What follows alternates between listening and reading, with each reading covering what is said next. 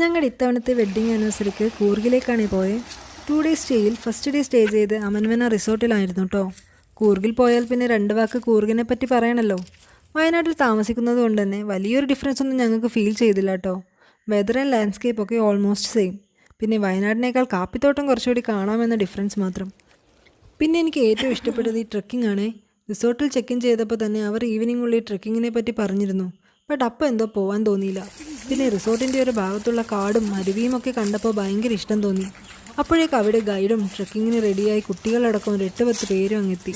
ഞങ്ങളാണെങ്കിൽ proper trekking ഡ്രസ്സിലോ ഷൂസിലോ ഒന്നുമല്ല.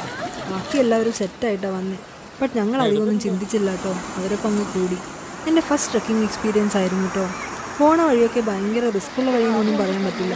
But വേറെ ഒന്നിൻ്റെയും ശല്യമില്ലാതെ വെള്ളം ഒഴുകുന്നതിൻ്റെ മാത്രം ശബ്ദവും കേട്ടിങ്ങനെ നടക്കാനൊരു സുഖമായിരുന്നു. ഓൾമോസ്റ്റ് 1 hour എടുക്കും കേട്ടോ വൺ സൈഡ് ട്രക്കിംഗ്. വെള്ളത്തിലൂടെ ക്രോസ് ചെയ്യുന്ന ചില സ്ഥലങ്ങളിൽ മാത്രം ഒന്ന് ശ്രദ്ധിക്കണം, ഇല്ലെങ്കിൽ നേരെ വഴുതി വെള്ളത്തിൽ കിടക്കും. ചില സ്ഥലങ്ങളിലൊക്കെ പാളിയെങ്കിലും ഞങ്ങൾ മാനേജ് ചെയ്തു കേട്ടോ. 5 മണിയൊക്കെ ആയപ്പോഴാണ് വ്യൂ പോയിൻ്റ് എത്തിയത്.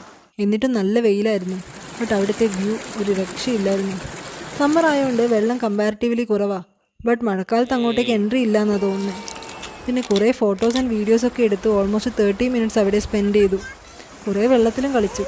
ഇത്ര നടന്നിട്ടും പാറവും വലിയ പ്രശ്നമൊന്നും ആക്കിയില്ല കേട്ടോ. അവൾക്കും ഇതൊരു പുതിയ എക്സ്പീരിയൻസ് ആയിരുന്നു. ട്രെക്കിംഗ് ട്രൈ ചെയ്യാത്തവരാണെങ്കിൽ ഒരിക്കലെങ്കിലും ഇതുപോലെ കുഞ്ഞു ട്രെക്കിംഗ് ട്രൈ ചെയ്തു.